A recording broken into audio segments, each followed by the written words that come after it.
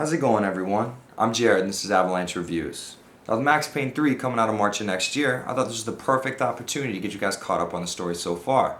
This is my review of Max Payne 2. For those of you new to the series or just a little fuzzy on the particulars, I'll recap the events of the first game using a comic I made from the graphic novel style cutscenes. Max Payne, a homicide detective for the NYPD, returns to his home one late afternoon to find his beloved wife and newborn baby daughter dead. They have been murdered by 3 junkies high on the designer drug Valkyr. Devastated, Max decides to join the DEA in hope of one day taking down the drug ring responsible for his family's death. 3 years later, while undercover, Max is set up to take the fall for the murder of his only contact on the outside.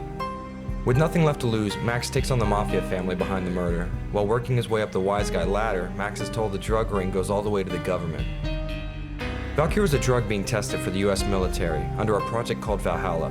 Max's wife had accidentally uncovered the project while working at the New York District Attorney's office. At the center of it all was Nicole Horn. Not only was she head of Project Valhalla, but she also sent the junkies to Max's house to kill his entire family. Horn was also involved in the Inner Circle, a centuries-old secret society populated with the richest and most powerful people in America. Payne is given this information by Alfred Woden, a US senator and member of the Inner Circle. Woden wants Horn dead, and will free Max Payne of any legal repercussions if he agrees to be the one to pull the trigger. Max agrees with little convincing. Once the job was done, Woden kept his word, and, well, I'll let Max take this one. I gave myself up to the police. I had enough evidence against Woden to know that he'd keep his promise. I lied to myself that it was over. I was still alive. My loved ones were still dead. It wasn't over. Max Payne 2 starts out near the end of its story, with further gameplay being the promise of finding out how Max got himself beat to hell, in a hospital, and without a gun. With a little progress, Max recounts his story from the beginning. Going back to his original job as a homicide detective, Max has been solving everyone's problems but his own.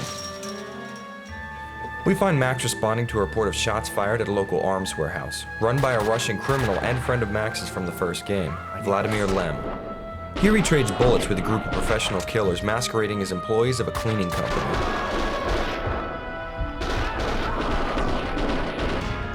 Amidst the firefight, you cross paths with Mona Sachs, a hired gun and thought to be dead love interest of Max's. Mona? Max, we gotta stop meeting like this. The combination of the cleaners who do more killing than cleaning and finding a woman he saw take a bullet to the head still walking around drives Max headfirst into solving this case. The story here, much like the first game, is very dark and told to a film noir narrative. Max's dialogue is extremely well written and sounds like it was lifted from a 1930s crime novel. When entertainment turns to a surreal reflection of your life, you're a lucky man if you can laugh at the joke. Luck and I weren't on speaking terms. Max also narrates points of interest during gameplay in the past tense, like he's recanting these events after the fact. Memories of my previous visit here lurked in the shadows, a musty smell under the coat of new paint. People get near you, they die. You killed your family. You killed them all. Max is still haunted by feelings of guilt and remorse, not only for his wife and daughter, but events caused by his choices during the game, which manifest themselves into dream sequences that give the player a window into Max's thought process and his battle with regret and paranoia. Max Payne 2's story is as well written as any dark and seedy detective novel, and does an amazing job of making you identify with the protagonist. This makes every triumph and tragedy feel personal and emotional. Like all the bad things in my life, it started with the death of a woman. I couldn't save her. Remedy's claim to fame in this series is their use of a slow-motion bullet dodging system that they've dubbed Bullet Time. Since its creation, Bullet Time has been used in a lot of other action games. In Max Payne 2, however, enemies can kill you just as quick as you can kill them. The only thing that gives you an advantage over them is the bullet time, and you better be prepared to use it often, or you'll get real used to seeing this.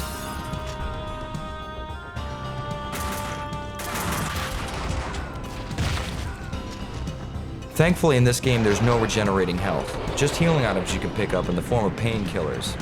Let's hope they keep this around for the third game. Hitting left shift will send you into a slow motion dive in whatever direction you're running, and pressing left click on your mouse will put the world in slow motion for a limited amount of time. And with every kill you get, time slows down more and more, letting you pull off some amazing stunts.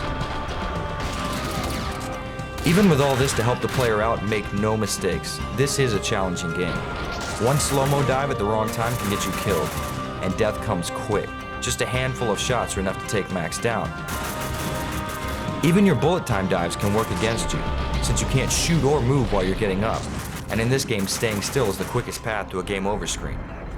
But once you're acclimated, you'll be experiencing shootouts that rival any John Woo film. Max Payne 2's graphics are a mixed bag. Character models look sharp and detailed, but some characters' faces look like they've been hit by a truck. I mean, it's a huge improvement from the first game's attempt at wrapping real photos around a 3D model. This isn't a huge gripe, but I think it's made more evident by Max's face and character model.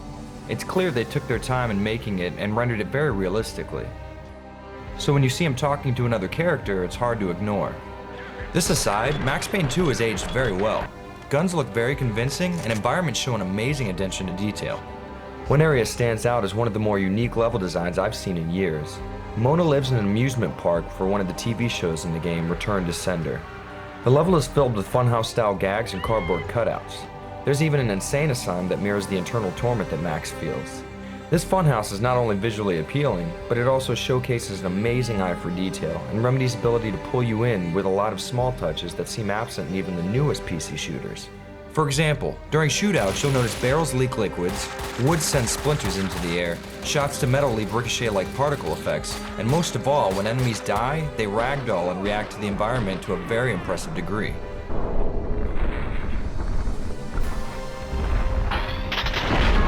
Another plus is being able to see so many characters from the first game remodeled and graphically overhauled.